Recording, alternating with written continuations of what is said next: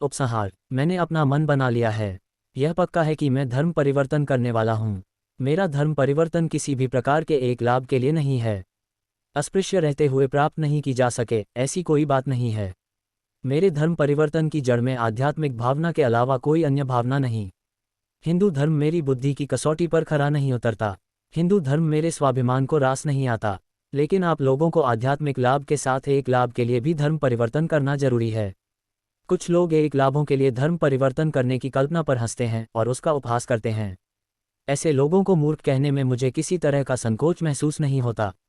मरने के बाद आत्मा का क्या होगा यह बताने वाला धर्म हो सकता है, अमीरों के काम की चीज़ हो। खाली समय में ऐसे धर्म के बारे में सोचकर वे अपना मनोरंजन कर सकते हैं। जिंदा रहते हुए जिन्होंने सुख भोगा, उन्हें इस बात की फिक्र होना स्वाभाविक है कि मरने के बाद भी उन्हें सुख मिलता रहे, और जिसमें इस बारे में बताया जाता है वही धर्म उन्हें श्रेष्ठ लगे। यह बिल्कुल स्वाभाविक है। लेकिन किसी धर्म में रहकर जो बिल्कुल राख बनते आए हैं, जो अन्न और वस्त्र तक से वंचित हैं, जिनके प्रति लोगों की इंसानियत गायब हो गई है, वे लोग धर्म के बारे में एक तरीके से ना सोचे तो क्या आंखें मूंदकर आकाश की ओर देखते रहें। इन अमीरों के वेदांतों का गरीबों को क्या उपयोग। धर्म इंसानों के लिए होता है। मैं तो आपको साफ साफ तौर पर यह बताना चाहता हूं कि इंसान धर्म के लिए नहीं बल्कि धर्म इंसान के लिए होता है। इंसानियत पानी हो तो धर्म परिवर्तन करें। संगठन बनाना हो तो धर्मांतरण करें। समता पानी हो तो धर्म परिवर्तन करें। आज़ादी पानी हो तो धर्म परिवर्तन करें। गृहस्थी में सुख लाना है तो धर्म परिवर्तन करें। जो धर्म आपकी इंसानियत की कीमत नहीं करता उस धर्म में आप क्यों रहते हैं।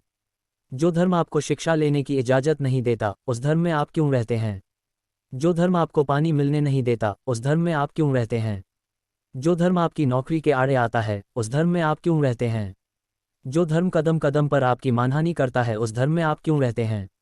जिस धर्म में इंसान के साथ इंसानियत से व्यवहार करने की मनाही हो वह धर्म नहीं सीना जोरी की सजावट है। जिस धर्म में इंसान की इंसानियत को पहचानना अधर्म माना जाता है वह धर्म नहीं रोग है। जिस धर्म में अमंगल पशु का स्पर्श हो तो चलता है लेकिन इंसान का स्पर्श निषिद्ध है वह धर्म नहीं पागलपन है। जो धर्म यह बताता है कि समाज का एक वर्ग विद्या सीखने से वंचित रहे, धन संचय न करे, शस्त्र धारण न करे, वह धर्म नहीं मानव के जीवन की विडंबना है।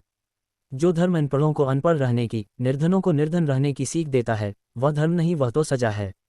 धर्म परिवर्तन से संबंधित जो सवाल उभरते हैं उन पर मैंने यथामति ऊहापोह करने की कोशिश की है। इस सवाल के बारे में मेरा विवेचन हो सकता है थोड़ा लंबा हुआ हो, अधिक विवेचन करने वाला हुआ हो, लेकिन इस सवाल पर सूक्ष्मता से सोचने का फैसला मैंने किया था। धर्म परिवर्तन के बारे में विरोधकों ने जो मुद्दे उपस्थित किए हैं उनका जवाब देना जरूरी था। मेरा मत है कि धर्म परिवर्तन की घोषणा की सार्थकता पर यकीन होने तक धर्म परिवर्तन न करें। किसी के मन में किसी तरह की आशंका न रहे, किसी के मन में किसी तरह का शक न रहे, इसलिए इतनी बारीकी से इस प्रश्न पर मुझे सोचना पड़ा है। मेरे विचार आपको कहाँ तक सही लगेंगे मैं कह नहीं सकता, लेकिन आप पूरी तरह से उन्हें समझेंगे ऐसी मैं आशा करता हूँ। जो लोगों को पसंद हो वही बोलकर लोकप्रियता हासिल करना व्यवहारिक बुद्धि वाले आदमी को शोभा देता है, लेकिन यह बात नेता को शोभा नहीं देती, ऐसी मेरी राय है। लोगों का भला किस चीज़ से होगा यह निर्भीकता से, निडरता से, लोग क्या कहेंगे इसकी परवाह किए बिना कह देता है। उसी को मैं नेता मानता हूँ। आपका हित किस में है यह बताना मेरा कर्तव्य है। आपको भले वह पसंद ना आए लेकिन फिर भी मुझे वह समझाना तो पड़ेगा ही। मैंने अपना कर्तव्य निभाया है।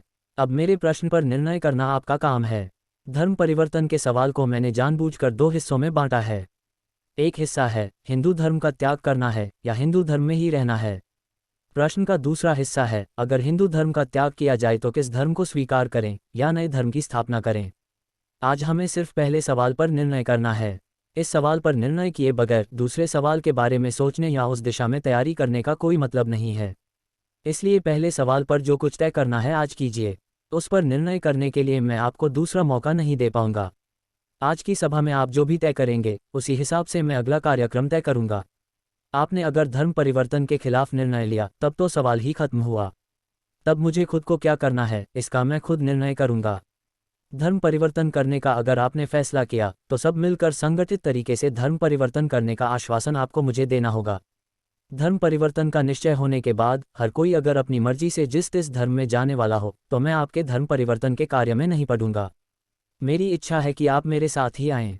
जिस धर्म में हम लोग जाएंगे उस धर्म में अपनी उन्नति के लिए जो कष्ट उठाने पड़ेंगे, जितनी मेहनत करनी होगी वह करने के लिए मैं तैयार हूँ। लेकिन मैं कह रहा हूँ केवल इसीलिए आप धर्म परिवर्तन ना करें। अपनी बुद्धि को जो ठीक लगेगा वही करें। मेरे साथ न आने का आपने निर्णय किया तब भी मुझे दुख नहीं होगा। उल्टे अपनी जिम्मेदारी टलने से मुझे थोड़ी राहत लगेगी। यह परीक्षा की घड़ी है, यह बात आप ध्यान में रखेंगे ही। आपकी आने वाली पीढ़ी का भविष्य आप जैसे तय करेंगे वैसा बनने वाला है। आज़ादी पाने का निर्णय अगर आज आपने किया तो आपकी आने वाली पीढ़ी आज़ाद होगी। आज अगर आप पराधीन रहने का निर्णय करते हैं तो आपकी भावी पीढ़ी भी पराधीन रहेगी। इसीलिए आपकी जिम्मेदारी निभाना बहुत कठिन है।